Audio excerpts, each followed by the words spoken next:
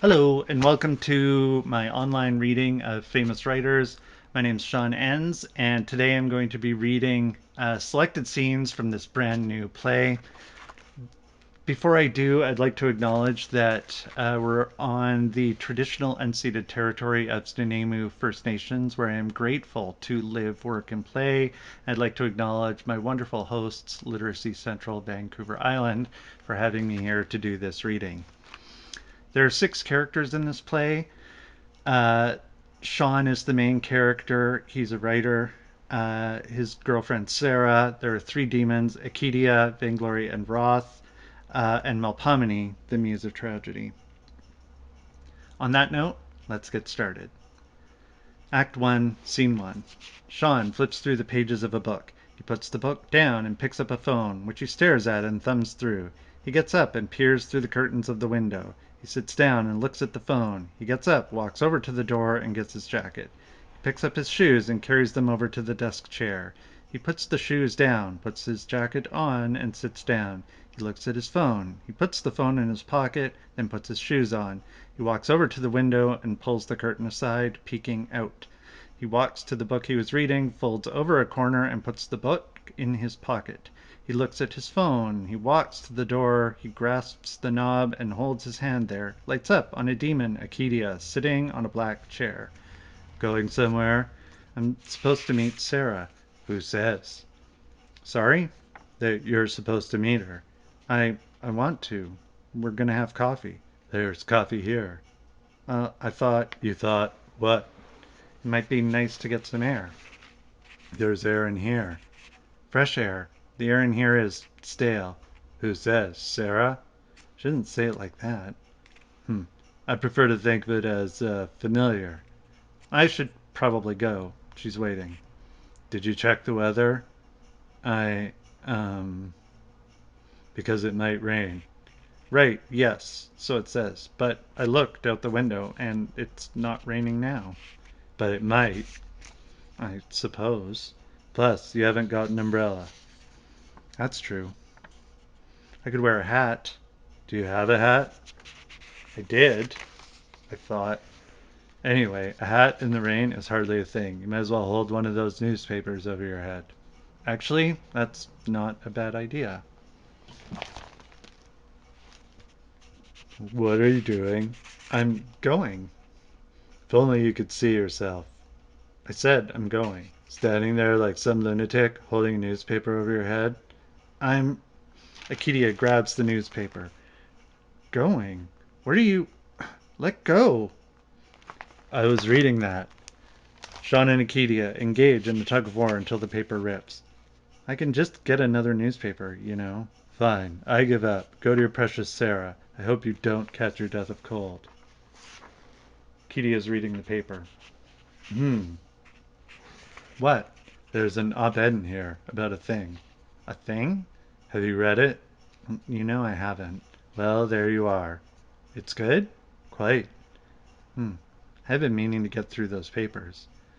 You know what they say, books are forever, but the news is ephemeral, there and then gone, like gossamer.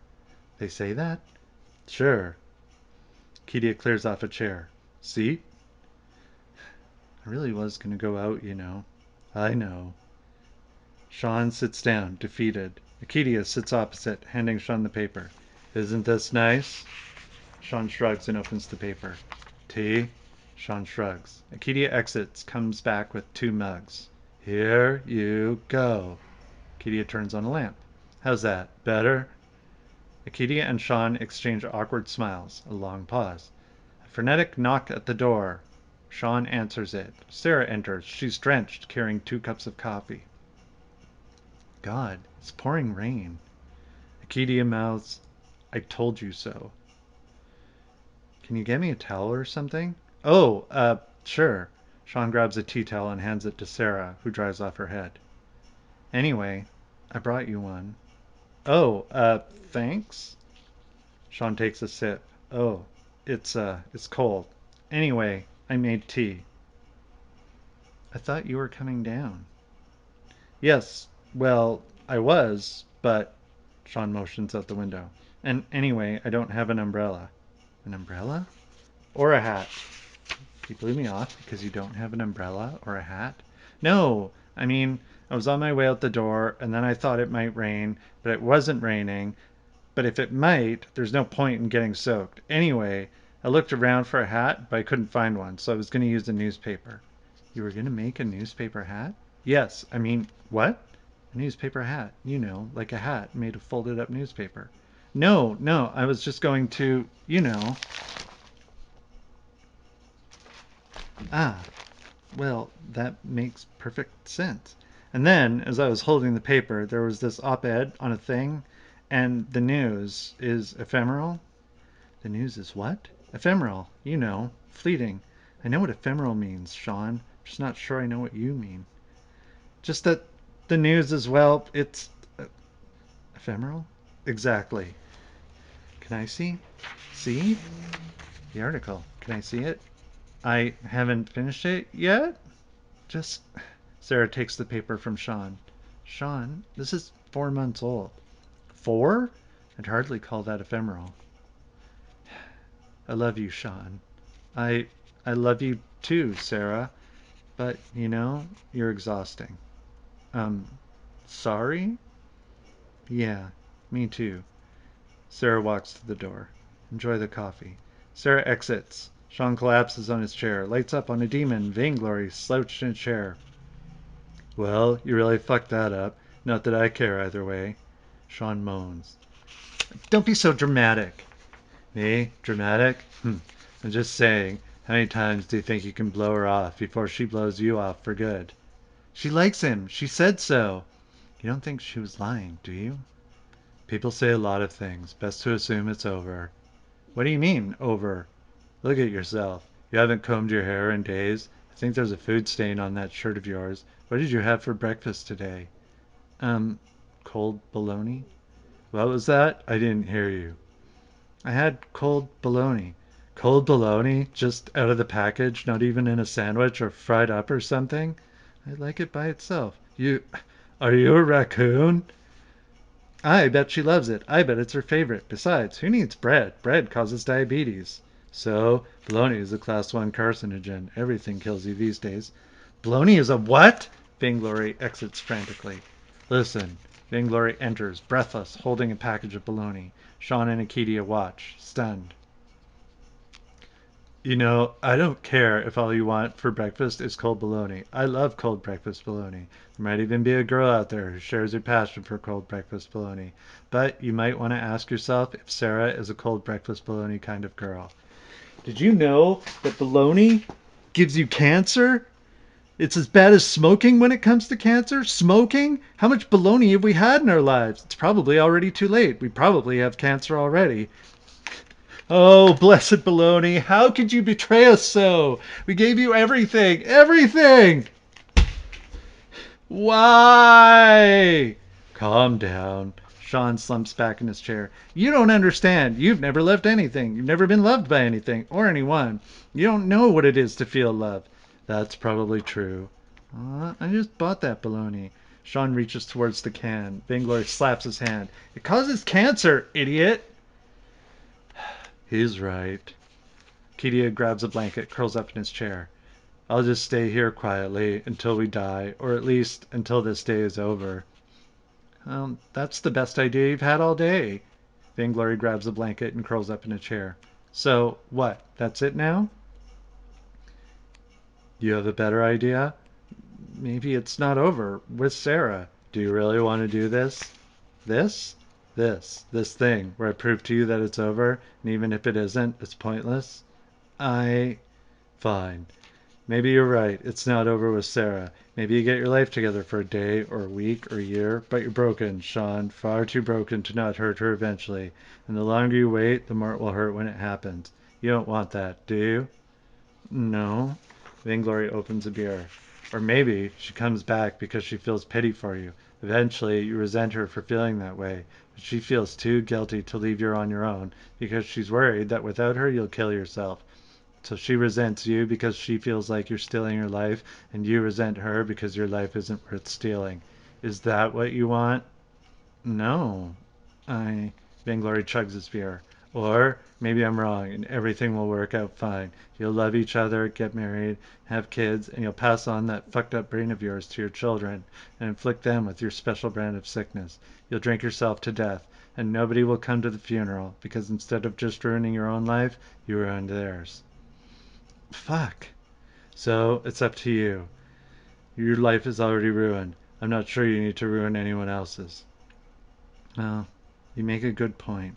God, I can't. I just can't. Vainglory chugs the rest of his beer, throws the can down, stands up, walks over to the drawer, takes out a gun, and shoots himself in the head. What the actual fuck? He gets it. Two stagehands drag the corpse backstage. Seconds later, Vainglory emerges from the opposite side of the backstage, dusting himself off. Ah, that feels much better. Not okay, man. Not okay at all. We were all thinking it, just you, lying there, dead. I wasn't thinking it, weren't you? No, I mean, no. Think of all the people that would come to our funeral. Like anyone would come to the funeral. Huh, well. Here, have a drink. I mean, okay, sure, things aren't that great, but they're not that bad, are they? Just because I fucked up today with Sarah doesn't mean I'm gonna keep fucking it up. Sean opens the beer, takes a drink. Anyway, it's not like Sarah doesn't know what she's getting into. She knows I'm fucked up. Sean takes another long drink. Vainglory sits. And even if she didn't, so what? Lots of people are fucked up. She's probably fucked up too. Maybe even more than me. I mean, who's to say that she doesn't need me to keep her alive and not the other way around? Sean empties his drink, starts another. Lights fade on Vainglory. Like, maybe she's lucky to have me. Maybe I'm the one that deserves a better life. Maybe I'm the catch. Long drink, like spade on Acadia. Hemingway, alcoholic. Tennessee Williams, fucking major alcoholic. Faulkner, Capote, Parker, Bukowski, Thomas Highsmith, Berryman, Cheever, Thompson, Chandler, Fitzgerald, all drunks, great fucking writers, all drunk and fucked up, like me. Sean empties his drink, starts another, lights fade. I'm a great writer. I'm not dying, not me, not yet. Blackout. Scene 2. Lights up. Sean is passed out in the chair with cans all around, snoring. A sort of apnea snort startles him awake. Ugh. Nikita enters, carrying a mug. Coffee? Yes. You sure got into it. Well, you can hardly blame me. I don't judge. Oh, whatever. Vainglory enters. We're finally up. Good. Lots to do. Lots and lots and lots and lots and lots. Okay. Oh no, I've done it now. There's too much. We could just do nothing. Haha, funny. No, no, no. We can't do nothing. Sarah is coming. So maybe it's not over. I stand by what I said. Pfft. Come on. Up, up, up. She can't see you like this. Like what? Yeah, like what? I think he looks fine. You would say that. Whatever. Whatever? No, no, no. I don't accept it. Sarah's coming over and we're not going to blow it. Vainglory pushes Sean. Now go, go. Be less disgusting. Sean exits. Why do you bother? Pardon? All this. Why bother? What's the point? Oh, I don't know. I suppose it's because, well, you say it's pointless, right? Yes, totally. And I say, sure, it's pointless, but it's not chaos. It's a wheel. It turns around and around and around and around. There's order, a pattern. Maybe it squeaks. Maybe it gets a nail stuck in it from time to time, or it spins off its axis, but it turns, always turning. Wheels are literally the most pointless thing in the world. It's not about the wheel. Is this gonna is this going to be one of those insipid, it's the journey, not the destination speeches? Hmm? Oh, God, no, no. Journeys are stupid. No. This is that, look, if you're on a wheel, then you should just be on it. Neither you can be on the outside of the wheel, whipping around and around at a million miles an hour and getting nails stuck in your head and rolling through piles of horseshit, or you can be in the middle of the wheel where everything revolves around you. You asked what the point is. It's to make it to the center of the wheel. I suppose that makes sense. I guess I'd just rather get off the wheel entirely. Well, what fun would that be? Sean enters. What fun would what be? Wheels. Okay. You look the same. Did you do anything? I A rapid knock at the door. Sean answers. Sarah enters. Hello. Oh no. Oh no no no. The bathroom. Vainglory exits. Hi. Hi. What's happening? What happened in here? Eh, not much. What did you get up to last night? Oh, nothing, really. The smell! How does that even come out of a person? Is that from the bologna? I have got to see this. Akidia exits. Had a few beers? Hmm? Sarah motions to the pile of cans. Oh, yeah, a few, I guess. Cool. So, I'm hungry. Mm-hmm. Are you hungry? Hmm? Yeah, oh, yeah, sure. Can we go out or something? Hmm? Oh, unless you want to cook breakfast here. No, yeah, totally. Let's go out. Just let me wash my face. Okay. Sean exits. Melpomene, the muse of tragedy, enters. Sarah starts picking up cans. Oh dear, oh no, that is just disgusting. I'm disgusted. It's just a few cans. Not that. You, look at yourself. Cleaning up after him like some sort of scullery maid or I don't mind. No, no, of course you don't. What's that supposed to mean? It's tragic, what you've reduced yourself to. You're being melodramatic. Maybe a touch. I mean, it's not Eumenides, but trust me, I know tragedy. Tragedy with a capital T. He's. It's complicated. Oh, hey, you might want to put some of those. Sarah drops some cans. Down. Sarah picks up the dropped can. Thanks for nothing. I tried to warn you. Sean pokes his head in. Everything okay? Sarah hides the can. What? I heard something. Sarah shrugs. Sean vanishes. Sarah puts the cans in a bag. She picks up Sean's books from a shelf. Hmm. They're Sean's first books. Yawn. I thought they were good. You know who is good? Homer. He's no Homer. You know, he wrote this in college. I know. I was there. Right. I forgot. He used to write all the time back then. I wonder what happened. How do you mean? Just, well, it's been a while. It hasn't been that long. 5 years? No, it hasn't. Has it? Sarah looks inside the book. Oh, huh. What? Let me see. Oh, look at that. He dedicated this to you. Yeah. Wow, that's really sweet. Yeah, he was pretty great. He was, wasn't he? Sarah sits down and thumbs through the book. Melpomene starts poking stuff with her bat. She finds the baloney. Oh, wow. What? Melpomene points at the trash with her bat. Sarah looks. Oh, maybe it's a sacrifice? Sarah picks up the baloney. Why would anyone sacrifice baloney? Don't touch it! Sarah panics, wraps the baloney in a sheet of newspaper. There. Maybe it's symbolic. Agamemnon sacrificed his daughter. Sean sacrificed his baloney. You're saying that Sean thinks about baloney in the same way Agamemnon thought about Iphigenia? And you thought a degree in classical studies was a waste of time.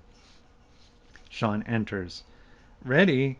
Sarah proffers the package. It's baloney. Shit! From the trash. Vainglory enters. Oh, damn. Psst, dude, she found the baloney. Right, I forgot about that. You forgot? How long has it been there? This reminds me of that scene from Medea. You know the one. Oh, the cries of father were nothing, nor the baloney's lamentation. She's onto you. You gotta cover. Why were you going through my trash? I wasn't. Well, but you were. Pouring then to the ground its meaty mantle, struck the sacrificers with the eyes arrows of pity. Does baloney have eyes? Did baloney have eyes? Right, the baloney. The baloney. Aha! I was just tidying up for you. What is baloney anyway? And I was throwing out some trash and there it was. Also, I smelled it. You smelled the baloney in your trash. Is it beef? Lamb? Goat? Tell her about the cancer thing. Oh, well, I read last night that bologna gives you cancer. Like, it's as bad for you as cigarettes. Maybe worse. No kidding.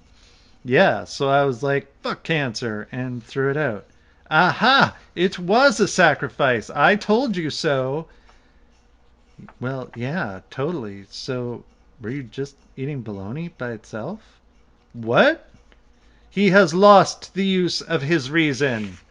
Like, just eating bologna out of the package, not even in a sandwich or fried up? I wasn't.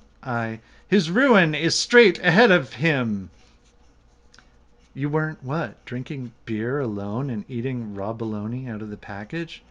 No, no, no, no, no. I don't like this at all. Vainglory holds his belly. Ow! The demon Roth enters, pushing Vainglory aside. Out of the way, weakling! You're not gonna let her push you around like this, are you? Why were you throwing out my trash? There it is. Because I didn't ask you to. Were you saving it? Oh my goddess, you are just like Clytemnestra. Are you? I don't know. I'm getting lost in my metaphor. Yes, actually, I was. You were saving the bologna? What? No, If you were saving it, why did you throw it out?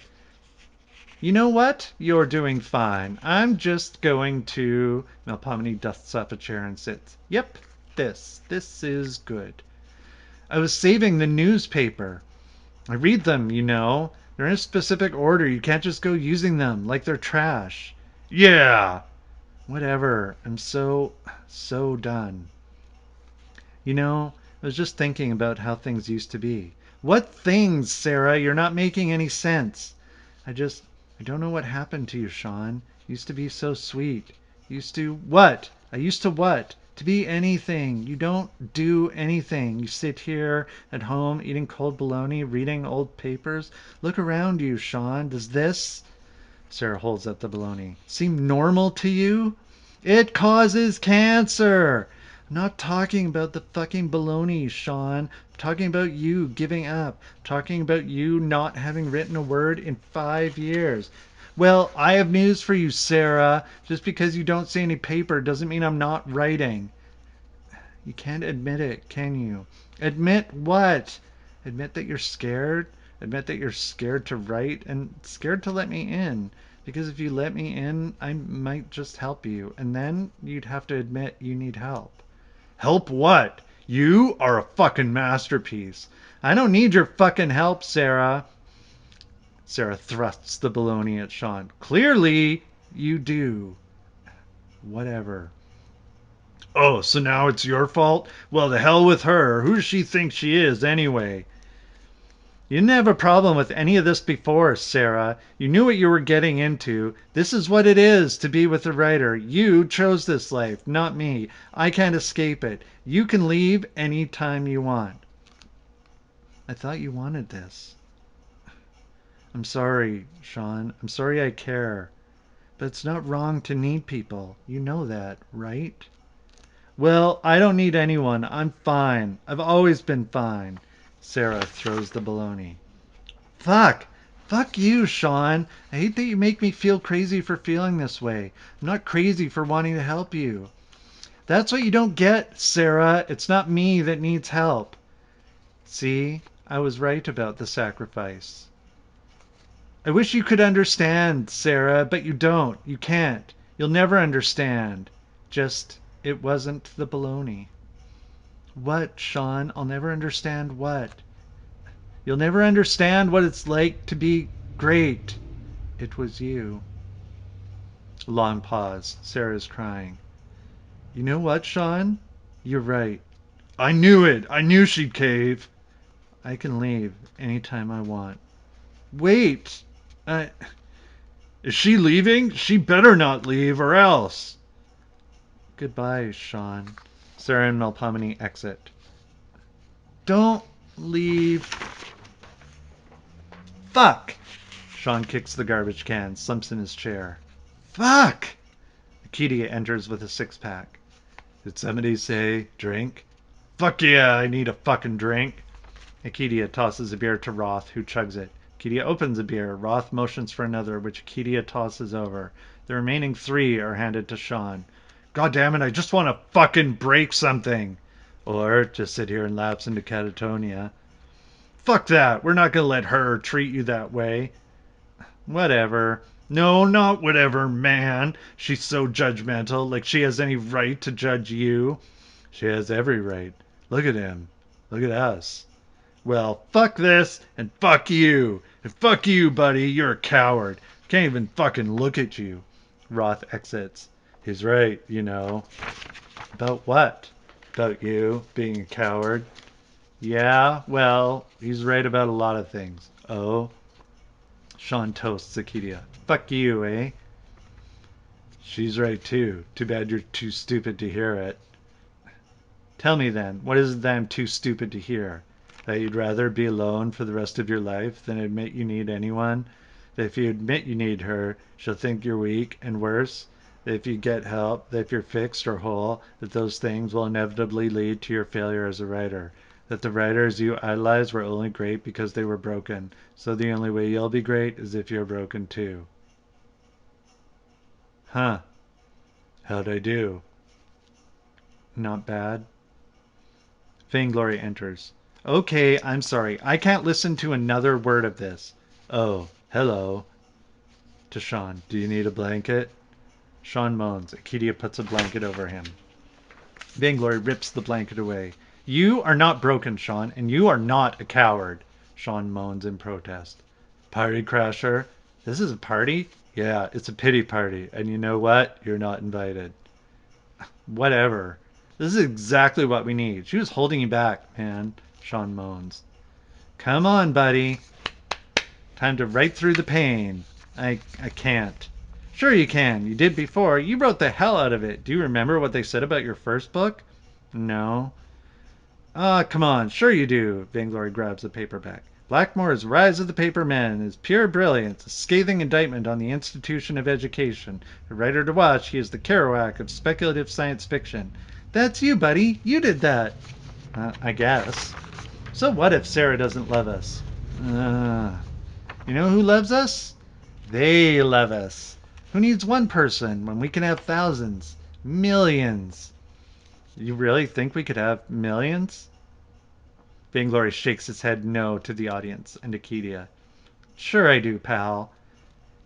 Vainglory picks Sean up and moves him to his typewriter, puts a piece of paper in it. Sean just stares at the paper. And go!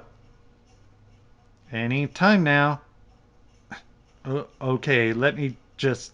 Vainglory places Sean's hands on the keys. Sean taps a couple. Hey, there you go! Sean taps more keys until he's typing with both hands. Sean looks at his empty can. Right, on it. Vainglory runs to fetch a drink. Sean chugs it one-handed. Blackout.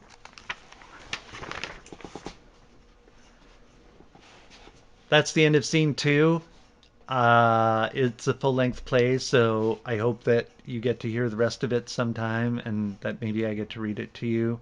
Thank you so much for watching. Thank you so much to Literacy Central for hosting.